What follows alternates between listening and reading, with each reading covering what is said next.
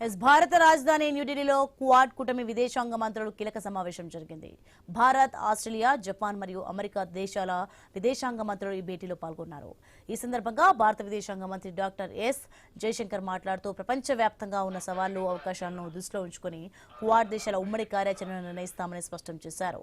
ముఖ్యంగా Indo Pacific ప్రాంతంపైనే తాము ప్రధానంగా దృష్టి కేంద్రీకరించినట్లు ఆయన తెలిపారు. అంతేకాకుండా ప్రపంచవ్యాప్తంగా ఎదురవుతున్న గ్లోబల్ సప్లై చైన్ సమస్యలు, కనెక్టివిటీ అడ్డంకులు మరియు కీలకమైన మౌలిక సదుపాయాల లోపాలను అధిగమించడానికి క్వాడ్ దేశాల మధ్య మరింత బలమైన భాగస్వామ్యం అవసరమని జయశంకర్ నొక్కి చెప్పారు.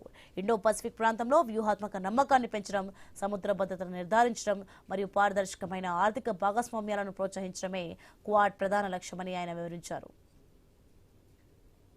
ఇక ఇండో పసిఫిక్ ప్రాంత భద్రత, ఉగ్రవాద నిరోధం, సముద్ర మార్గాల రక్షణపై క్వాడ్ దేశాలు కీలక నిర్ణయాలు తీసుకున్నాయి. అమెరికా, భారత్, జపాన్, ఆస్ట్రేలియా విదేశాంగ మంత్రుల సమావేశం అనంతరం సంయుక్త ప్రకటన విడుదలైంది.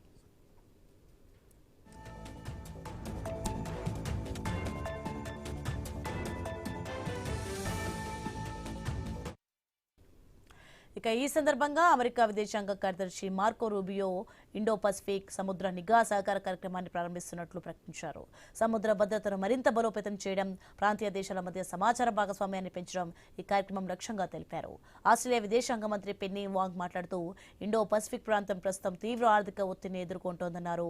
ప్రాంతీయ స్థిరత్వం కోసం భాగస్వామ్య దేశాలు కలిసి పనిచేయాల్సిన అవసరం ఉందని పేర్కొన్నారు. ఇతరులకు సహాయం చేస్తూనే మనలో మనం సహకారాన్ని పెంపొందించుకోవడమే క్వాడ్ లక్ష్యమని భారత విదేశాంగ మంత్రి జయశంకర్ స్పష్టం చేశారు. ఇదిలా ఉంటే భారత్లోని పహల్గామ్, ఆస్ట్రేలియాలోని బాండి బీచ్లో జరిగిన ఉగ్రదాడులను క్వాడ్ దేశాలు తీవ్రంగా ఖండించాయి. అన్ని రూపాల్లో ఉన్న ఉగ్రవాదాన్ని ఎదుర్కొనేందుకు అంతర్జాతీయ సమాజం ఐక్యంగా ముందుకు రావాలని పిలుపునిచ్చాయి. ఉగ్రవాద సంస్థలు, వాటి మద్దతుదారులు, ఫండింగ్ నెట్వర్క్లపై కఠిన చర్యలు తీసుకోవాలని క్వాడ్ భాగస్వాములు స్పష్టం చేశారు.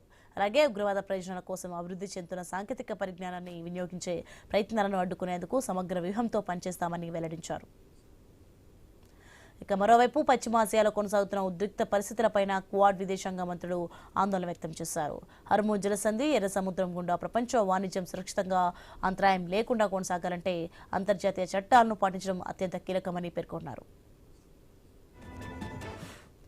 ఇక వాణిజ్య నౌకలపై దాడులను తీవ్రంగా ఖండించిన క్వాడ్, UNCLOS నిబంధనలకు విరుద్ధంగా ఉండే చర్యలను వ్యతిరేకిస్తున్నట్లు సంయుక్త ప్రకటనలో స్పష్టం చేసింది.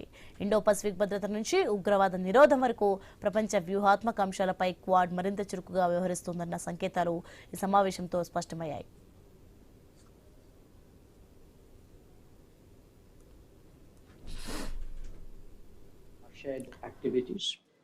Obviously, that will take into account the many challenges and opportunities in the world.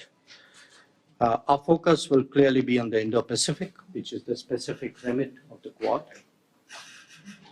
At the global level, we have to address issues like supply chain resilience, connectivity choke points, manufacturing and resource concentrations, and gaps in critical infrastructure.